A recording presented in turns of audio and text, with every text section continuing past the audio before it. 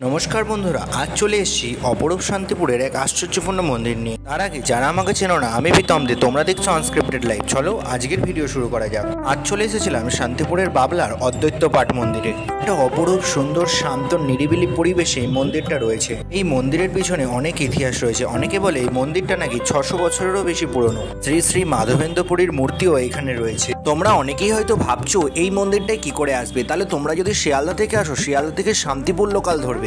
শান্তিপুর স্টেশনে নামার পর যে কোনো অটো বা টোটোওয়ালাকে যদি তুমি বলো অদ্বৈতপাঠ বাবলা যাবে, তারা তোমাকে পৌঁছে দেবে এই অদ্বৈতপাঠ বাবলার মন্দিরে। শান্তিপুরের এই বাবলা নামক স্থানটিতে আমবাগানের নিচেই অদ্বৈতপাঠ অবস্থিত।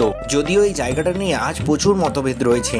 এই জায়গাটি বৈষ্ণবদের এক পরম তীর্থক্ষেত্র। অনেকে বলেন ঠিক এই জায়গাটাতে শ্রী অদ্বৈতাচার্য নিজের জীবনে দুঃখ কষ্ট মোচনের জন্য ভগবানের কঠোর তপস্যায় ব্রত হয়েছিলেন। শান্তিপুরের এই অদ্বৈতপাঠ আরও যে কারণে বিখ্যাত সেটা হলো অনুশ্রুতি অনুসারে জানা যায় যে গৌরাঙ্গ, নিত্যানন্দ এবং অদ্বৈতাচার্যের মহামিলন স্থান হচ্ছে এই অদ্বৈতপাঠ বাবলা। ঠিক এই স্থানটিতে সমস্ত প্রভুগণ তারা নিজেদের সন্ন্যাস গ্রহণের পর এই জায়গাটিতে তারা 10 দিন অবস্থান করেন এবং ঠিক এই জায়গাটিতে সচিমাতা তার আলালের ঘরের দুলাল গৌরাঙ্গকে ঠিক তার নিজের হাতে রান্না করে খাইয়েছিলেন।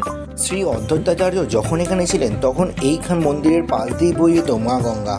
কালক্রমে গঙ্গা দূরে সরে যায়, শান্তিপুরের গ্রামটিও অনেক দূরে গিয়ে স্থাপিত হয় এবং অদ্বৈতাচার্যের বংশধররা বিভিন্ন পরিবারে বিভক্ত হয়ে গিয়ে তারা বিভিন্ন স্থানে বসবাস করতে থাকে। ধীরে ধীরে এই অংশটি জঙ্গলাকীর্ণ হয়ে পড়ে। তবে বর্তমানে বহু মানুষ এই জায়গাটিতে এখনো আসে। বর্তমানে এটা একটা শান্তিপুরের ধাম হিসেবে বিবেচিত হয়। তোমরা যদি কেউ শান্তিপুরে আসো, অবশ্যই অদ্বৈতপাঠ বাবলার এই মন্দিরটা অবশ্যই দর্শন করো, যেটা বৈষ্ণবদের পূর্ণ তীর্থক্ষেত্রের একটা অংশ। কথিত আছে যে অদ্বৈতাচার্যের বংশধর বিজয় কৃষ্ণ গোস্বামী যখন সংকীর্তন করতে করতে এই বাবলা বা অদ্বৈতপাঠ মন্দিরে আসেন, তখন একটি কুকুরের ইঙ্গিতে তিনি নির্দিষ্ট একটি জায়গা খনন করলে সেখান থেকে সেই অদ্বৈতাচার্যের পাদুকা এবং কুমণ্ডলীটি উদ্ধার করেন। 1349 খ্রিস্টাব্দে বিজয় কৃষ্ণ গোস্বামীর শিষ্যরা এই মন্দিরটা আরো সুন্দরভাবে সংরক্ষণ করেন। মন্দিরের সামনেটাতেই রয়েছে আমবাগানের একটা বিশাল সুন্দর মনোরম পরিবেশ, যেখানে গেলে তোমার মন একেবারে জুড়িয়ে যাবে। মন্দিরের সামনে আছে নাট মন্দির, আর মন্দিরের সামনে দিয়ে ঢুকলে ডান দিকে তোমরা পাবে বিজয় কৃষ্ণ গোস্বামীর মন্দির ও হরিদাস ঠাকুরের মন্দির।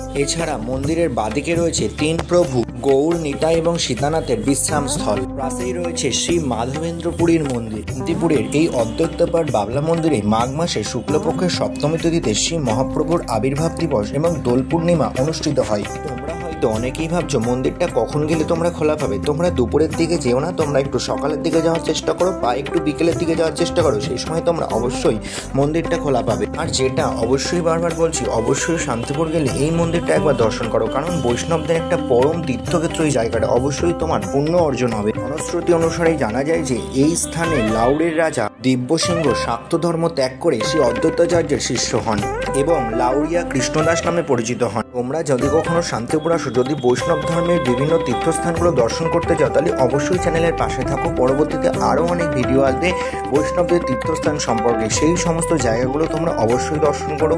এই যে তোমরা এখন যেটা দেখতে পাচ্ছ, এটা হচ্ছে মূল নাট মন্দিরের যে প্রধান যে অংশটা, তার ভিডিও তোমাদের সামনে তোমরা দেখতে পাচ্ছ। এই যে প্রভু তিনি বসে আছেন, কি অপরূপ সৌন্দর্য, কি অপরূপ মনোরম পরিবেশে সুন্দর একটা মন্দির। জীবনে অবশ্যই একবার দর্শন না করলে জীবন তো বৃথা। অনুশ্রুতি অনুসারে আরও প্রচারিত হয় যে ঠিক এই স্থানে ব্রজকল্পতরু মাধবেন্দ্রপুরী শ্রী অদ্বৈতাচার্যকে দীক্ষা লাভ করান। ঠিক এই স্থানেই গৌরাঙ্গ অদ্বৈতাচার্যের কাছে শ্রীমদ্ভাগবত এবং বেদশাস্ত্র অধ্যয়ন করে বিদ্যাসাগর উপাধি লাভ করে। ভিডিও যদি তোমাদের ভালো লাগে অবশ্যই চ্যানেলের পাশে থাকো। ভিডিও ভালো লাগলে অবশ্যই একটা লাইক করো। চ্যানেলে নতুন হলে সাবস্ক্রাইব করতে একেবারেই ভুলো।